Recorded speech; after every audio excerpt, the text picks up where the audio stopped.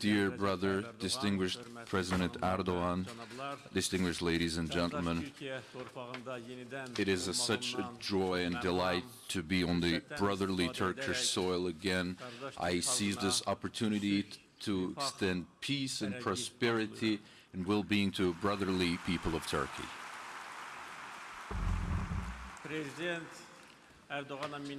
I am thankful to the President Erdogan for inviting me to this important event and for all the generous hospitality shown to me.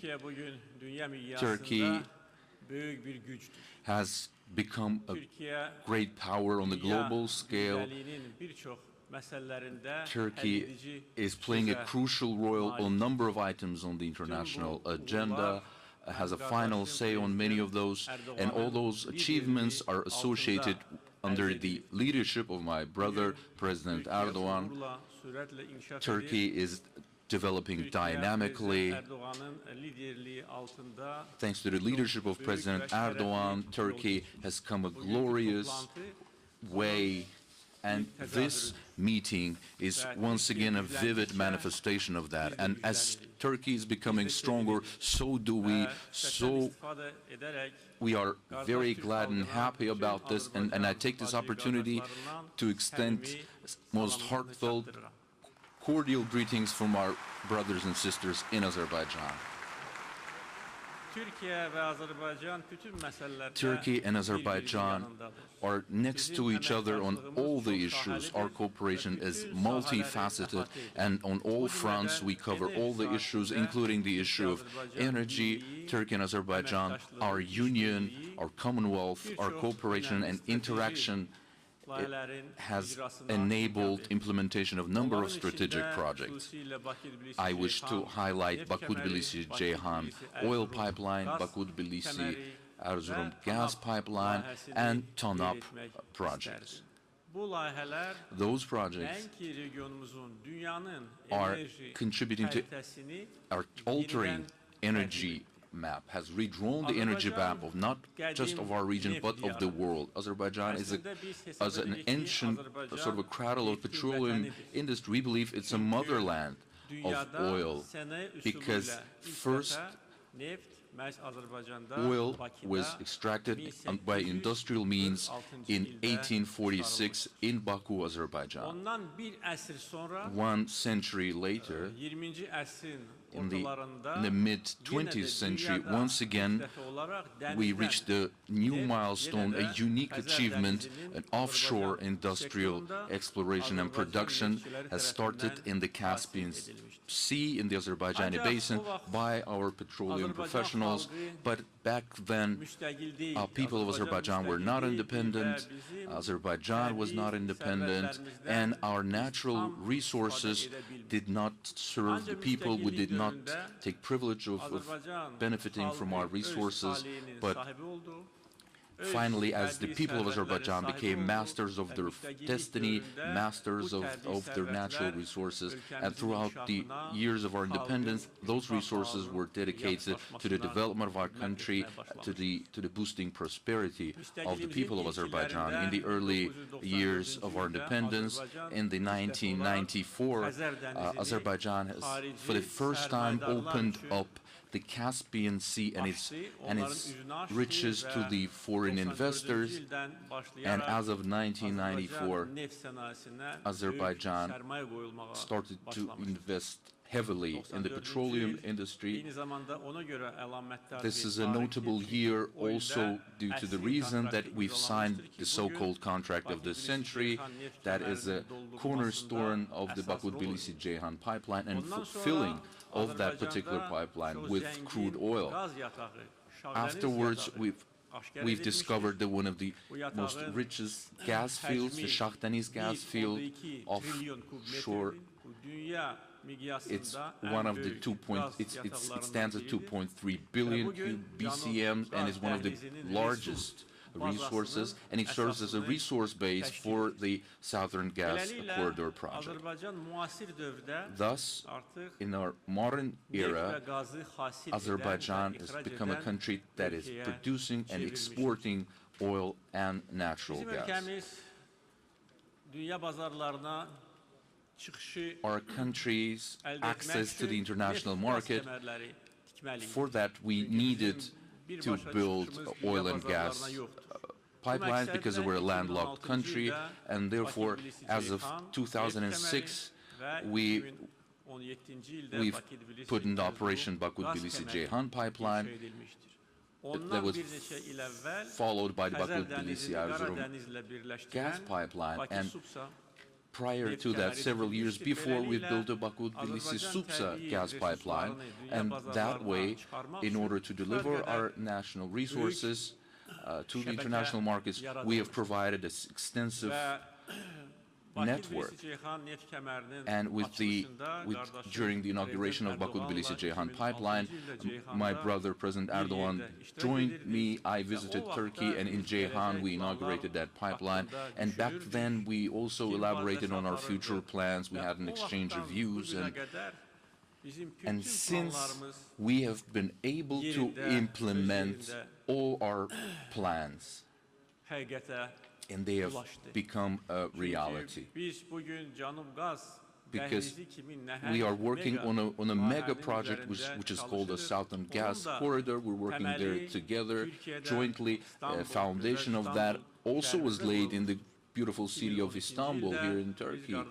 In 2012, together with my brother Erdogan, we signed a treaty on the TANAP project. And TANAP project is a cradle, is an essential element of the Southern Gas Corridor project, and afterwards we've initiated different projects in different directions, and today Southern Gas Corridor is being implemented very successfully. That project consists of 4 elements, first being the Shah Deniz natural gas field. We have reached 93% completion of that project, and we're nearing the full completion in upcoming months. The second one is the Southern Caucasus pipeline. It's a gas pipeline uniting Azerbaijan and Georgia. The completion is 87%. Third element, and it's one of the crucial principal elements, is the TANAP gas pipeline. Completion level stands at around 77%. And the next year we're going to complete that project next year. And finally, the fourth and final element is the Trans-Adriatic, or the so-called TAP project, and the completion is at 44%. So all of those, 4 of those very essential projects are making up the Southern Gas Corridor.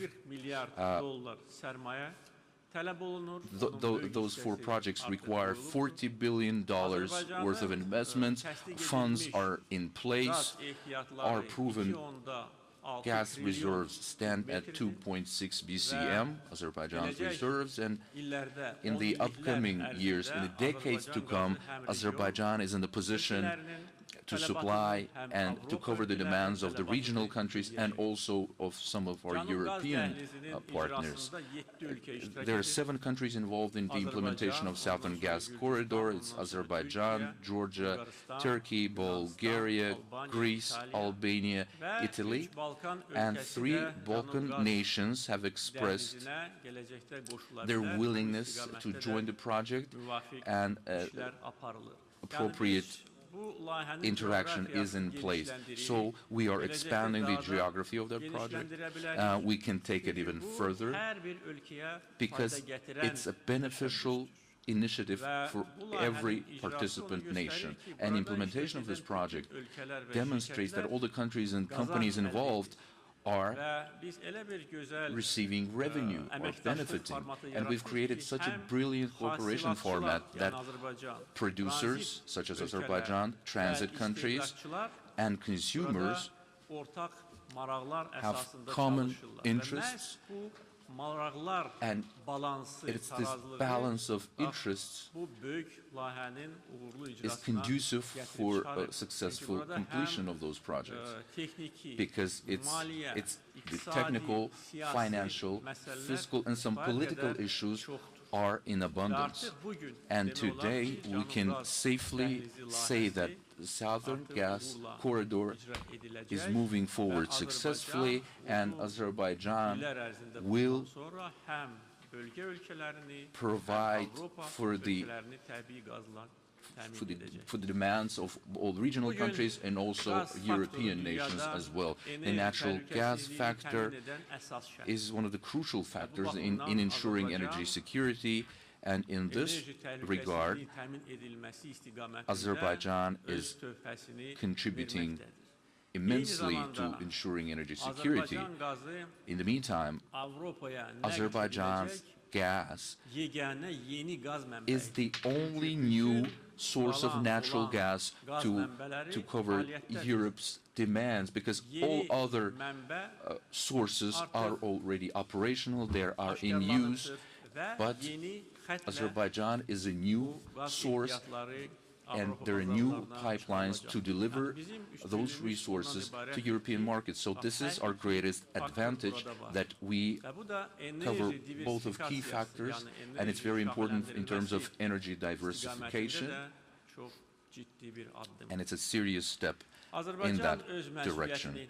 Azerbaijan recognizes its responsibility. We fully acknowledge that all the projects that we're implementing jointly with our partners, they play a very important role in the energy balance of all the countries involved. It will ensure their energy security and independence. It will assist them in their daily life, and we fully acknowledge the responsibility, and I'm hopeful that the achievements are obvious.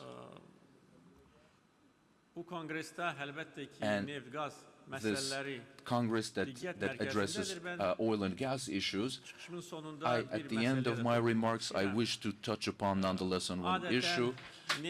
Usually, countries that are deprived of natural resources, they wish to have such riches that, oh, I wish we would have those resources, we could use them, but I can tell you that oil can bring benefit, but also a lot of headache and problems. So it really depends on how skillfully you manage your resources.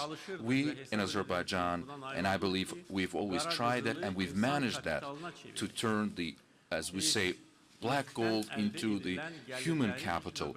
We have accumulated our oil revenue in a very transparent fashion. They're accumulated in the sovereign wealth fund, so-called oil fund, and it's one of the most transparent sovereign wealth funds around the world. And it even will receive an award, a UN award, in terms of transparency. So that's the primary factor, being transparent, and all the funds that are accumulated in our oil fund, we're issuing reports, and our public is fully informed about the operations of the wealth fund. Second is to distribute appropriately the wealth coming from oil, and I believe that we've managed to direct that towards the infrastructure projects. And today it's not just oil and gas. We've built a number of electric power plants that are producing sufficient enough amount of energy for us to be able to export it abroad. We've invested heavily in the social infrastructure, hospitals, schools, reduction of poverty. We've addressed that issue very seriously. Petroleum industry is not necessarily a sector that creates a lot of jobs, but nonetheless we have invested those funds into some of other areas that created new jobs, and we reduced poverty and unemployment. Both of those stand at roughly 5 to 6%. So sound policy and appropriate calculated steps, they can create a lot of benefit, but also it can create a lot of headache I believe our example is quite successful. We have attracted a great deal of foreign investments, and we in turn invest into foreign countries, and Turkey stands as #1, next to none. Our brotherly nation has attracted some 10 billion of Azeri funds to the petroleum industry, and in the upcoming decade this number is going to double.